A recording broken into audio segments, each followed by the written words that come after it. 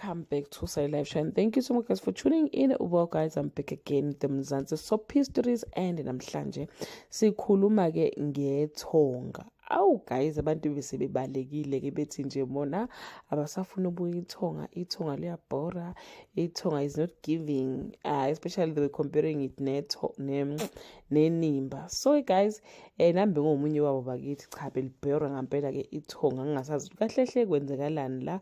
Pablo keeps on winning ngapha kunedlozi nje elirelaxile kufanele ngabe lisiza ke uSanele.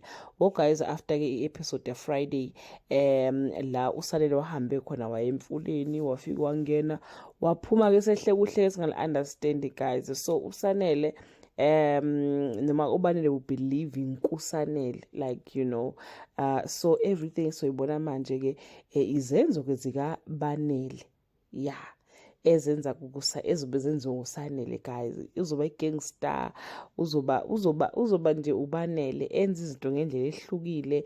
Even the family will notice ukuthi hey, there is something ke esiyenzekile ke manje ke kuyindodana ke yabo.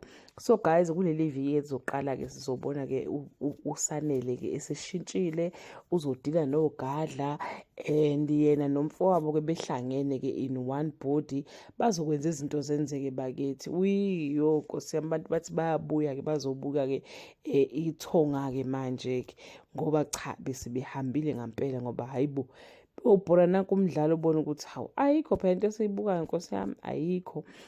Bathi ke uBanele has to change the tech to outsmart an opponent. Bathi ke on Friday, how to separate a soul. Sanele and Banele celebrate a victory, but Banele makes a decision that will compromise them both. So guys, yeah, bazonqoba ke kusho ukuthi ngempela ithenda yaphi izobuyela kubona, ngoba uSanele yedwa bengazakwazi ukusurvive guys, bengazakwazi ukusurvive. So idrama isazoqala, sazobona idrama ke manje lesifunayo, kodwa we don't know how long it will take guys. Are they gonna be able to keep us glued kulo mdlalo, noma siyantenga manje, asibalansile kahle njengababukeli ukuthi lo mdlalo ngempela uyilento esiyifunayo yini, yabo.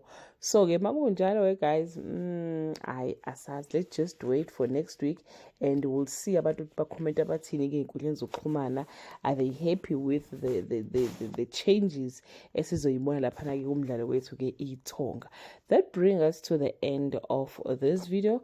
Do leave your comment below and share your opinion. Bye.